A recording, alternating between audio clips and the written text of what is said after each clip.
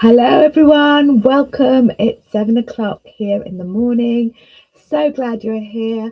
I'm Bev Jessup, and this is a space where we make and pray and slowly remember who God made us to be with a pen in one hand and a paintbrush in the other.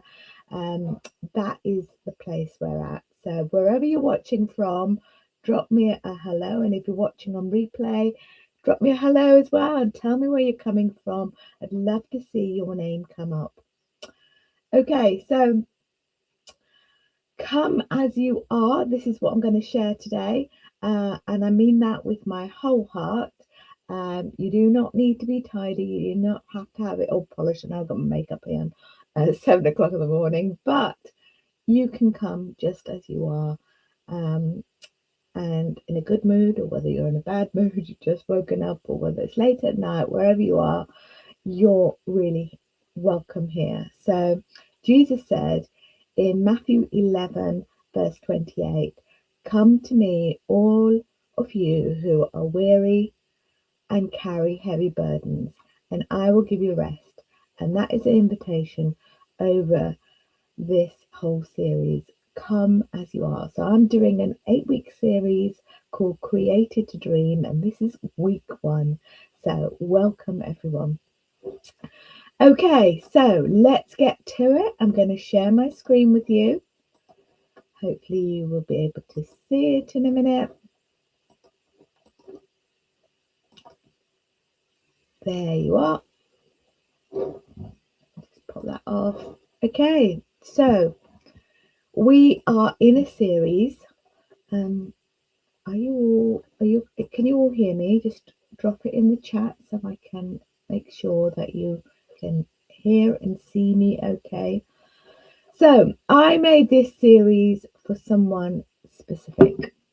It is for the woman who once had a dream and then quietly set it down when life got heavy. Maybe that is you. Okay, so if it is you, maybe you've been in a season of caring for someone.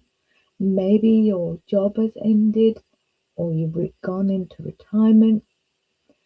Maybe your marriage ended, or the children grew up and the house was really empty. I'm in that season, the emptiness syndrome. And maybe you've got a parent who's begun to slip away with dementia. Or maybe there's no single dramatic moment, just years of putting everyone else first. And you've got a bit of compassion fatigue. So you've put everyone first until that dream got so quiet you couldn't hear it anymore. If that lands with anyone today, you're exactly in the right place. Right in the chat, we've got Lydia. Hi Lydia, lovely to see you. Let me know where you are tuning in from. So that's who I serve, and you're in the right place. You don't need to be an artist. My community consists of women who just love creativity, love experimenting, and with different different art forms, abstract, color, different mediums, but you don't need to have it all worked out.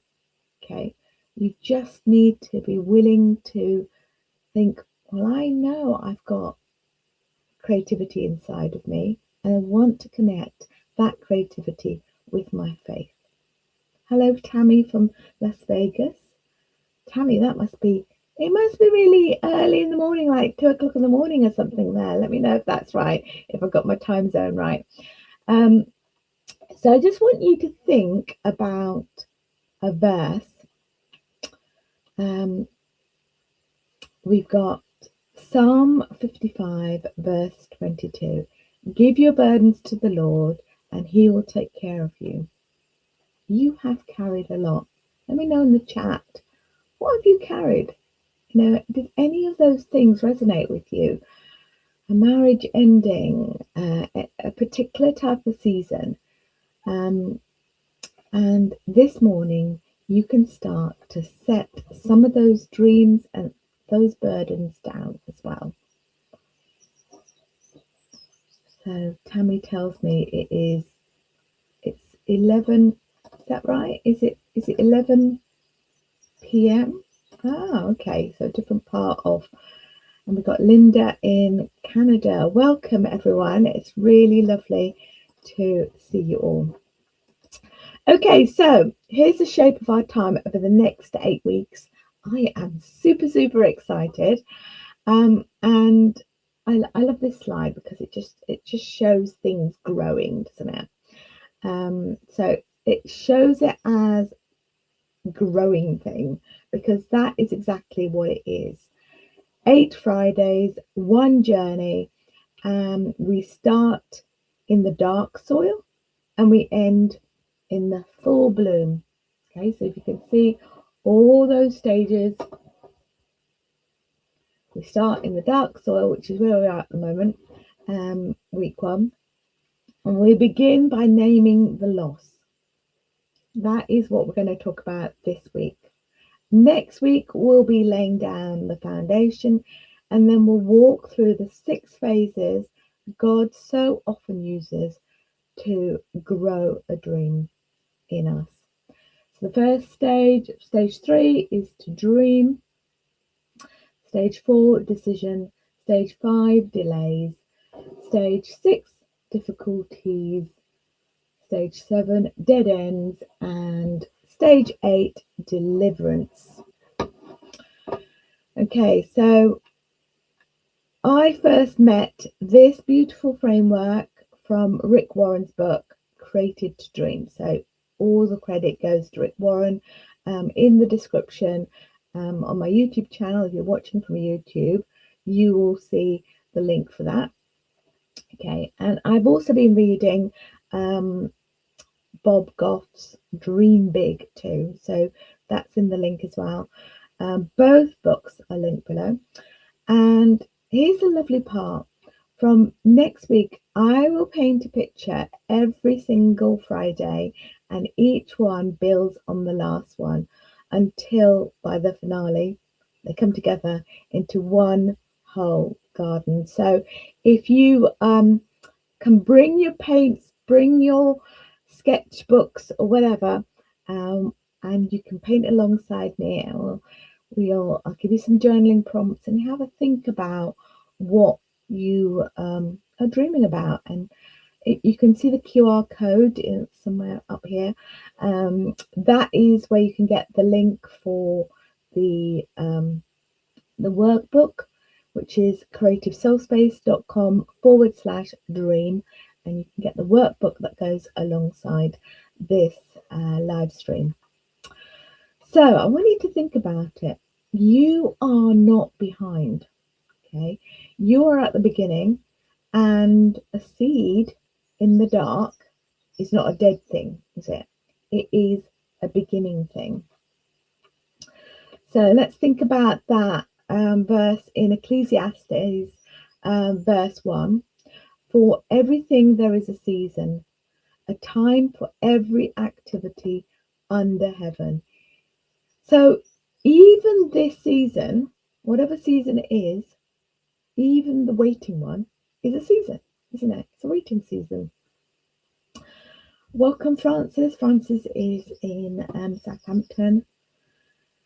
Yeah, so Lydia has said God's promises of future ministry, but no signs yet. Yeah, so you're waiting, Lydia, aren't you? You're in that waiting season. Got Linda. Linda says it's 2 a.m. So somewhere in the US. Welcome, Linda. What dedication turning up at that time. Okay, the reason why I'm doing it so early is because it gets really hot here in my office. I've got so many windows that it's like a greenhouse. So yeah, I'm doing it early so I can catch it and I can enjoy the summer as well. Okay, so what's weather like here where you're from? Let me know in the chat. Okay, so let's move on. So here is my promise to you for this morning, and it's a little gold key. You see that beautiful gold key on the screen? If you stay with me to the end, I'm going to give you one honest thing to do this week. It will not take long, and it is not about making something pretty. Definitely isn't something about making something pretty, but it is the key that everything else in these 8 weeks grow from.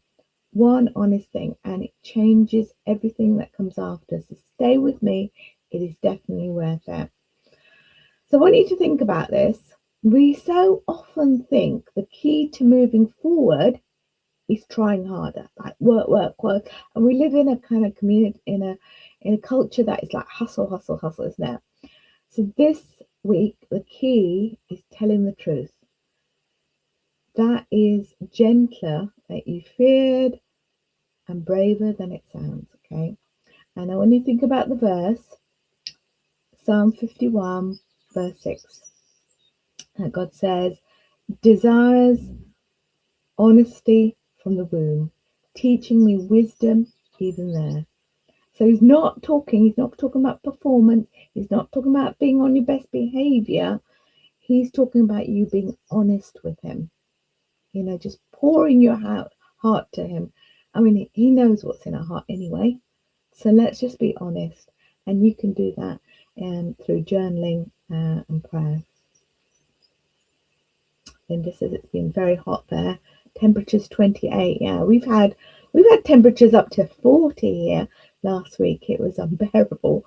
But yeah, it's cooled down a bit. Right, so before we go any further, I want you to know that God feels about the tender places in you, because it changes everything about how you do this. So if we have a look at this verse here, Psalm 34, verse 18, in the New Living Translation, the Lord is close to the brokenhearted. He rescues those whose spirits are crushed. So notice that word close. He's not distant. He's not disappointed. He's not standing across the room, with his arms folding, waiting for you to pull yourself together first. He's close, especially when something in you feels crushed. That is his posture towards you this morning. He's near and he's gentle. And just in case you needed to hear this twice, Psalm 147 verse 3 says, he heals the brokenhearted and bandages their wounds. He doesn't just stand there near the wound, he actually tends to it. He cares for it. So you may have imagined God is disappointed in the parts of you that are still hurting. And he's not. He is closest to exactly those parts. Let me know in the chat if any of this resonates with you. So let me ask you this thing. Was there a dream you used to carry? Okay, something you wanted to make, something you wanted to become, or build, or offer to the world. Let me know in the chat, what is it, that dream that you want to offer to the world? Yesterday, I work for the Stroke Association, so I see people who've had strokes here on the Isle of Wight. And I was speaking to this lady, and she is a teacher. She's taught for like 20 years, and quite young, really. She's, in her 40s.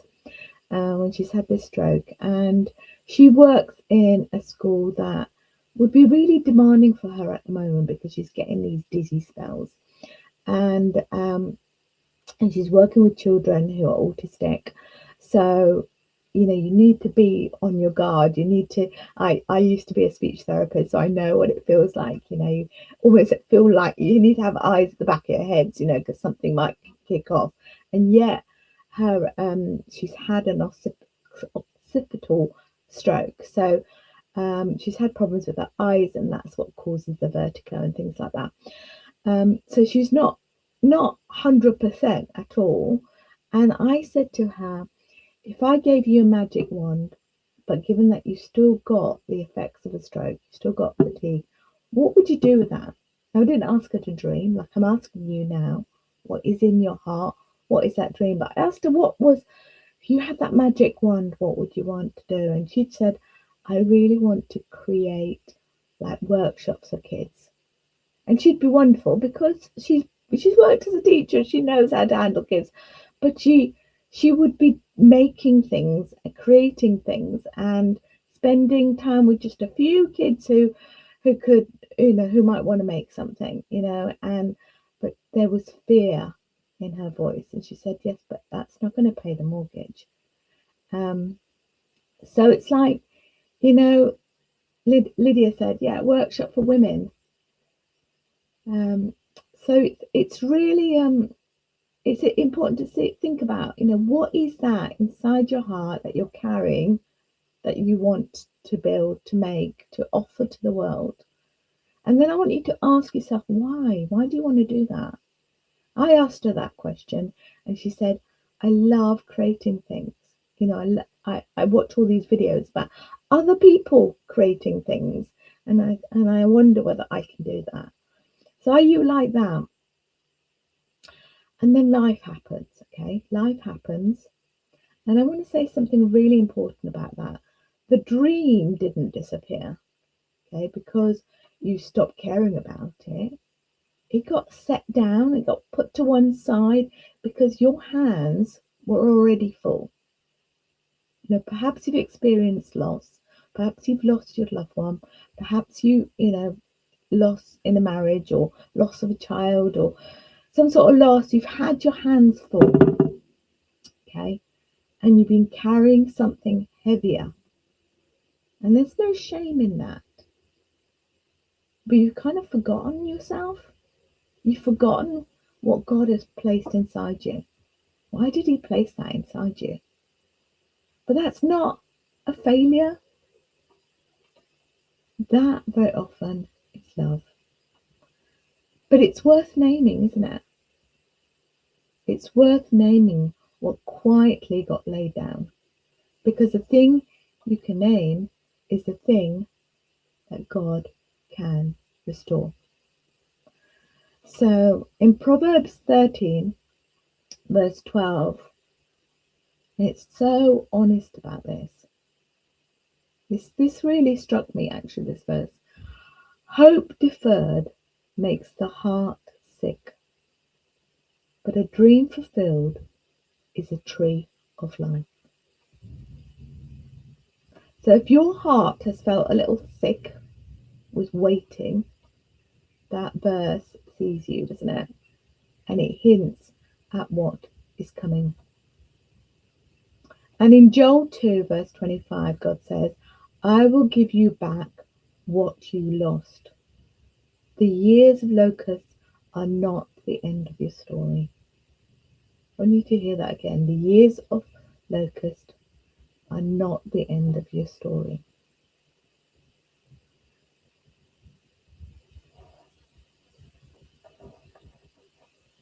Okay, let me just see what's in the chat. You've all been writing some beautiful things. So, Charles, is that your name, Charles? Have I got that right? If it's not your name, please write it down below. I'm getting my tent wagon, vegetable seeds and stove for water filtration and some other stuff in the next few months, and have a spot picked out for me and my family at the river already. Oh, that sounds beautiful. Unfortunately, we are trapped in the last days. Please do not talk to the spirits pretending to be Jesus.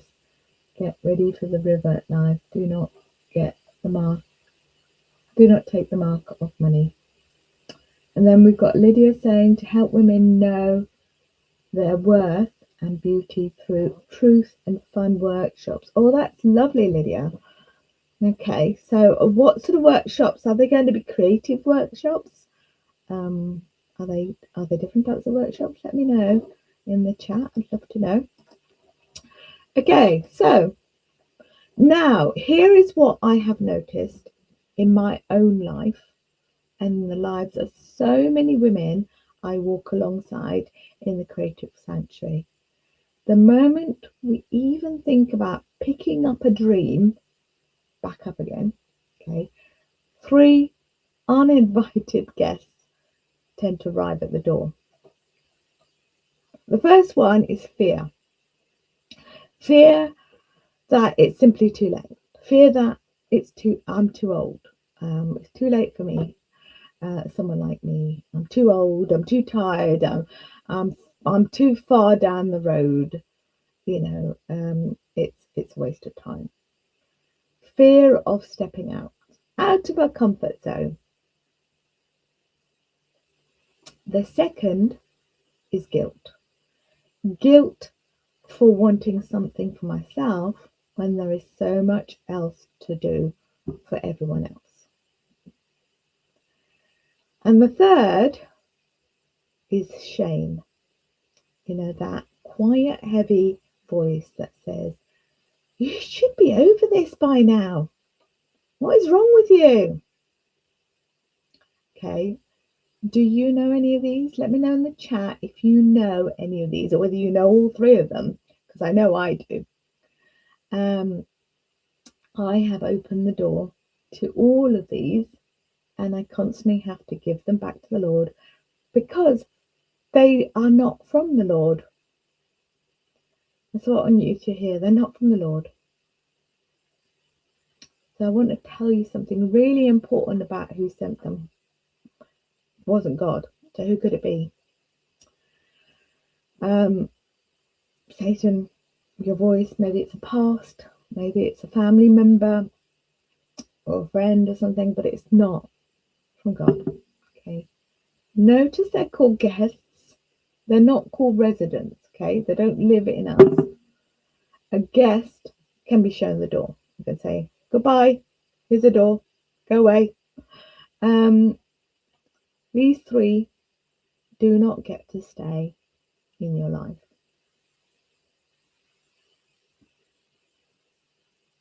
Oh, Lydia says, makeup, art, vision boards, Bible journaling. Oh, that sounds lovely. Okay. We do all that. We do art, vision boards, Bible journaling in the Creative Sanctuary.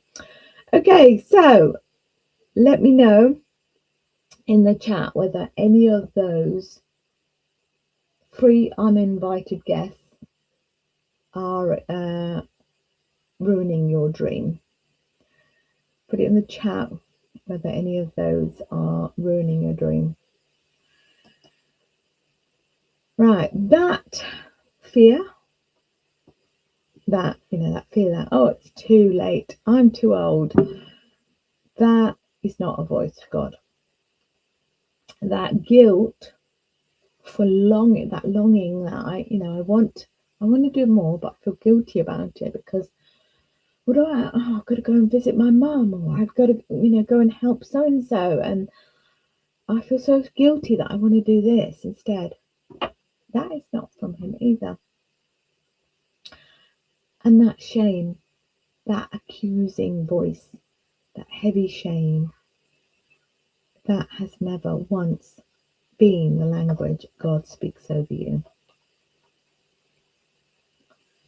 So look at that slide. See how the darkness is lifting. So let me give you a scripture for each one, so that you're not just taking my word for it. So for the fear, 2 Timothy 1 verse 7, for God has not given us a spirit of fear and timidity, but of power, love, and self-discipline. So I want you to replace that fear with God's power, with His love, and with your discipline, okay, with action.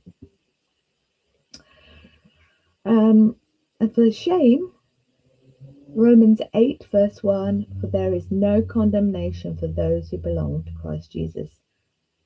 If you are a believer and you love Jesus, you are a daughter of His, the Most High Priest. There is no condemnation for those who belong to Christ Jesus. No condemnation at all. None. So this morning we are gently going to show those 3 guests the door. And let God, who is close, lead us through these 8 weeks instead. So I want you to think about, if a voice in your head speaks to you in fear, in guilt or shame, you can now recognize it. That is not your Father's voice, your Heavenly Father's voice. His voice is kind.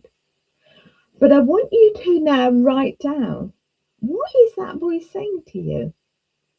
Is it saying, oh, you're too old, there's not enough time now? What is it saying to you? I want you to write that down, and I want you to refute it. You might want to write it down on bits of paper, and then you might want to screw it away, throw it away. Actually throw that guest out. It's not wanted.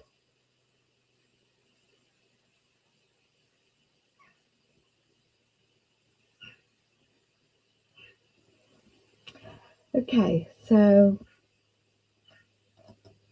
the next one is I want to tell you where I learned all of this. So a few years ago, I was completely wrung out, burnt out. I had been a speech therapist for 34 years, and at the same time I was caring for family. I've got a family member who's got severe mental health issues. I had a teenager who was trying to do his exams. My husband wasn't very well. He'd collapsed at work a few times. And I was spiritually bone dry, so tired. I couldn't remember the last time I had done something just for me without feeling guilty about it. And in the middle of that, I felt God say the strangest thing. Just these 3 words: paint a bruise. I don't really understand what that means. But I found some paints that were like children's paints, so not professional, and a little rubbish paintbrush that went with it. And I did. I painted purple, blue, red, orange, black, all the colours of the ache straight onto the page. It wasn't even a watercolour page, it was just a journal. So, the page tore, and it's just something cracked open. And I remember saying to God, this is a mess. And He said, I'm going to turn your mess into my message. And for the first time in a long time, I heard God clearly. And I realized my creativity was not a distraction from my faith. It was a way back to Him.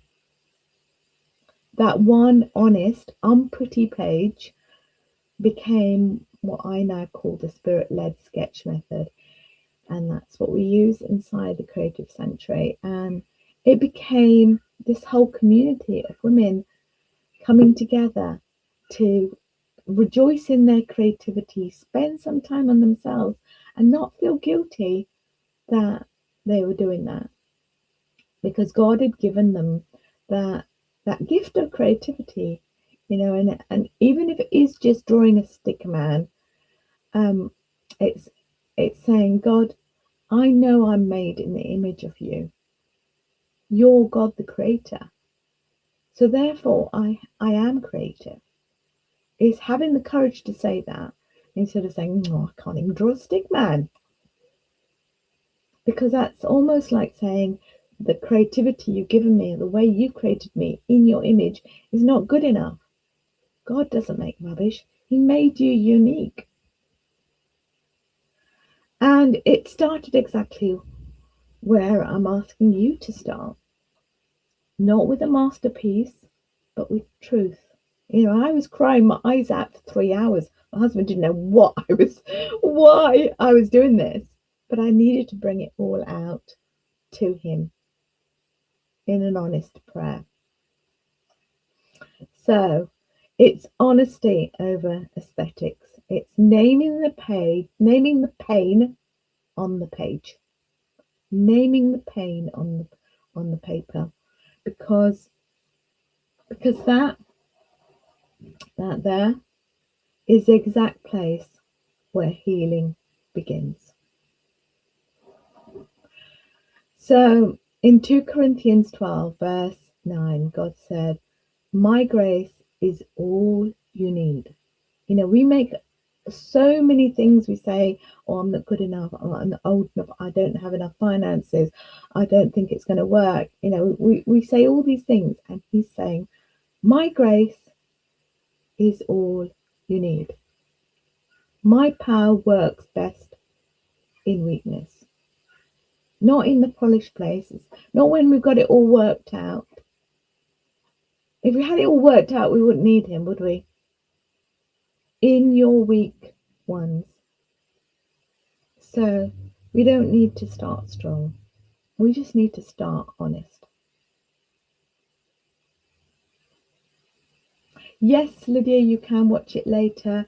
Have a good day. This is a live. Come to my YouTube channel, subscribe, click the notification bell so that you'll be notified when the next live stream is. But yes, you can watch this on replay, and if you scan the QR code or go to creativesoulspace.com/stream, you can subscribe, and then you'll be able to get notified as well, and also get the workbook. Okay, so let's go to the next thing. So there is the one honest thing I promised you at the start. This week, take a blank page. That's step one. Open it to a blank page. No line drawings, no templates or anything. Nothing to get right now. Step two, tell the truth on it. You might paint the colour of the season you're in. You might scribble the weight of it. You might just make one single mark and breathe. And it does not need to be pretty. In fact, please don't try and make it pretty. Just be honest. Let's just be honest and paint the bruise, whatever your bruise is right now. That is the whole practice this week, because before we can dream in colour, we have to be honest about the grey. And remember, God is close while you do it. So in John 8, verse 32, it says, you will know the truth, and the truth will set you free. We start with the truth because the truth is where freedom starts. So I want you to think about this. You're not making art this week. You are telling the truth in colour. And there's no way that you can do it the wrong way. Okay. So, and if you like a question to sit with while you make your honest page, what dream did you quietly set down when your life changed? And what was the change? Maybe you might want to share one word in the comments about the season you're in now. So what dream did you quietly set down when your life changed? And what was the change? So you don't need to answer that for anyone but yourself and God. But if you feel brave, I would love you to share just one word in the comments about the season you are in right now. Just one word. Are you tired? Are you hopeful? Are you numb? Are you waiting?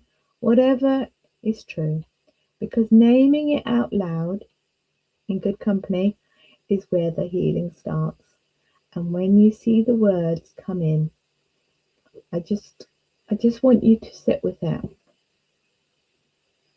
I want you to realize that you're not doing this alone this morning. Oh, you're having problems hearing me? Anyone else having problems hearing me? Sorry about that, Linda. Hopefully you'll be able to see it on replay if you can't hear me. Okay, so next Friday, everything shifts. Okay, we move from naming the loss to laying the foundation. And I'm going to remind you of a truth I think you have half forgotten, that you were created to dream. There will be a painting from next week. I'll paint every single Friday, and each one builds towards that whole garden. So please don't miss it next week. If you are watching on YouTube, subscribe and tap the bell notification so you'll be notified when the next live is. If you're on Facebook, follow the page, turn in your notifications on there, and that way this lands with you every Friday morning at 7 a.m. like a gentle standing invitation. So here is a taste of next week. Jeremiah 29 verse 11. For I know the plans I have for you, says the Lord. Plans for good and not for disaster, to give you a future and a hope. So come back next week, next Saturday, Friday, and we will sit with that properly. And if this morning has stirred something and part of you does not want to walk these 8 weeks on your own, I want to gently tell you about the Creative Sanctuary. It is my community of women doing exactly this, weaving faith and creativity back together, gathering each month to make and pray and remember who we are. It is not one more thing to keep up with. It's a soft place to land. The doors are open at the moment and they will close on the 30th of July. So if it is tugging at you, just come and have a seat. You will find all the information at christianartjournaling.com. Let me just, there you are. You can see that. christianartjournaling.com/home, and you'll find all the information there. Okay. So, yeah. Natalie says, ill health and pain has stopped work and life. Yeah, that is really, really hard, isn't it? Okay. Lydia says, expectant is her word. Suzanne says, hopeful. Yeah.